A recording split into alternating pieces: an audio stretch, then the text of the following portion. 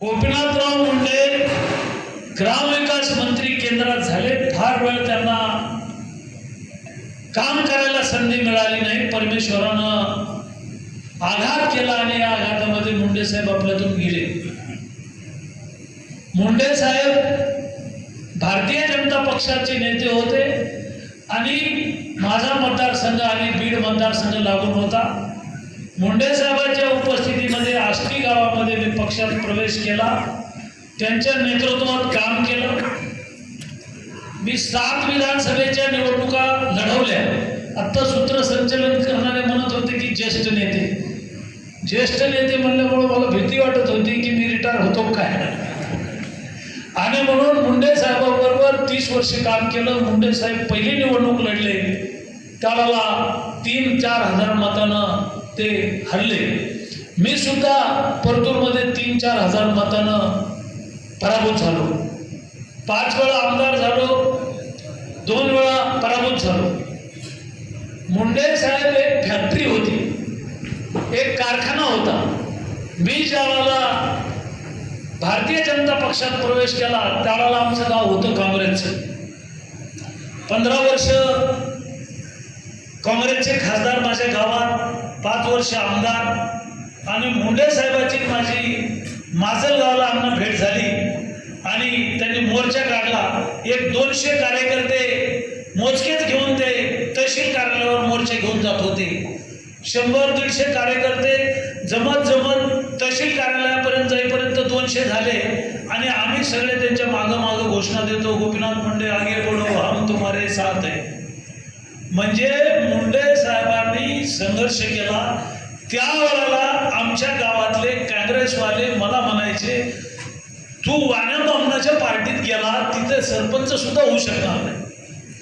पण मुंडे साहेब एक कारखाना होता, लोक कारखाने काढतात, साखर कारखाने, तर मुंडे साहेबांनी एक कारखाना काढला आणि या कारखान्यामध्ये खासदार तयार केले, आमदार तयार केले, जिल्हा परिषद अध्यक्ष तयार केले, जिल्हा परिषदचे अध्यक्ष नाही तर महापौर तयार केले, सभापती तयार केले. आमच्यासारखे, अण्णासारखे हजारो कार्यकर्ते आज मराठा समाजाची पोरं मुंडे साहेबांच्या फॅक्टरीतला माल, म्हणजे ऊस कारखान्यात टाकायचा आणि ऊसातून साखर काढायची, तसं मुंडे साहेबांच्या फॅक्टरीमध्ये खासदार आमदार तयार करण्याचं काम मुंडे साहेबांनी महाराष्ट्रात केलं. आणि मराठ्यांच्या पोरांना आमदार, खासदार, केंद्रात मंत्री, आताच्या मंत्रिमंडळात अर्धे मंत्री मुंडे साहेबांचे कार्यकर्ते. आमच्यासारखे जे कार्यकर्ते देवेंद्रजीच्या मंत्रिमंडळात, देवेंद्र फडणवीस साहेब सुद्धा मुंडे साहेबांची फॅक्टरीचा माल आहे. देवेंद्र फडणवीस साहेब सुद्धा, म्हणजे राज्याचा मुख्यमंत्री सुद्धा त्यांच्या फॅक्टरीतला माल आहे. आणि म्हणून मुंडे साहेबांकडे जातपात नव्हती, सगळ्या समाजाच्या लोकांना नेतृत्व करण्याची संधी दिली त्यांनी. मराठा आहे, तेली आहे, तांबोळी आहे, धनगरे, 18 पगड जातीच्या लोकांना घेऊन चालणारा एक चांगला नेता मुंडे साहेबांकडे आपण बघायचो. आणि मुंडे साहेबांनंतर आता पंकजा मुंडे या निवडणुकीमध्ये उभ्या आहे. मोदीजींच्या नेतृत्वात लोकसभेची निवडणूक होते. देशामध्ये 400 खासदार निवडून आणायचे आणि महाराष्ट्रातली पहिली जागा असेल ती बीड असेल की विक्रमी मतानं निवडून आली. कोणी काही म्हणू द्या, काही फरक पडणार नाही, कोणी काही विरोध करू द्या. मुंडे साहेबांनाही त्रास झाला, मुंडे साहेबांना विरोध झाला. वरचे जे लोक आहेत, सगळ्या पक्षातले जे काही पांढरे शुभ्र बगळे आहेत, हे पुढारी मुंडे साहेबांना विरोध करायचे मराठा समाजाचे. मी मुंडे साहेबाच्या प्रचाराला पण असायचो, अंडरग्राऊंडला माहिती घ्यायचो, फिरायचो. तर गावातला गरीब शेतकरी मराठा, फाटका मराठा, मोलमजुरी करणारा मराठा, ज्या गावात मराठाचं प्राबल्य आहे, ज्या गावात वंजारी समाज नाही, तिथं सुद्धा मराठ्यांच्या 400 गावात मुंडे साहेबांना लीड मिळालेली मी स्वतः बघितलेली आहे. 400 गाव जिथं समाज नाही तिथंही.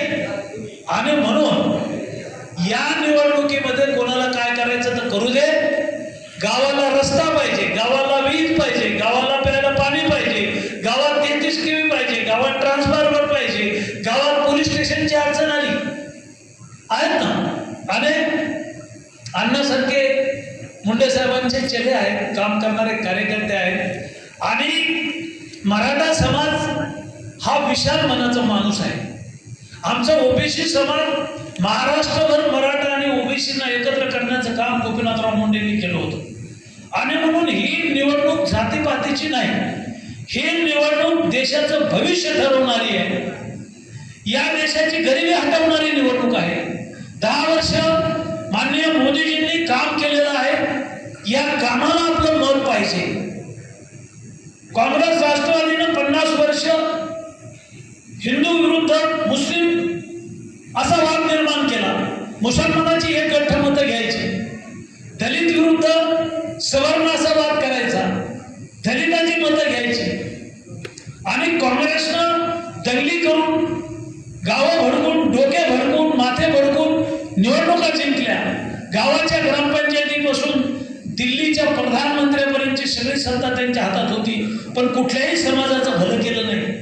ज्या समाजानं 50 वर्ष काँग्रेसवर प्रेम केलं, एक गठ्ठ मतं दिली, ह्यांना काम काय दिलं? डबल रोटी बेचो, फुगे बेचो, पिना बेचो, पंक्चर निकालो. कुठं कलेक्टर नाही, कुठं तहसीलदार नाही तुमचा, तरी लोक म्हणतात यावेळेला आमचं ठरलंय की आम्हाला इकडंच मतदान करायचं, तिकडंच मतदान करायचं. मुस्लिम असो, दलित असो, मराठा असो, माळी असो, तेली असो, कंबळ असो, एसी असो, एसटी असो, साऱ्या समाजाच्या कल्याणासाठी नरेंद्र मोदीशिवाय या देशाचं कल्याण होऊ शकत नाही, भलं होऊ शकत नाही. आणि म्हणून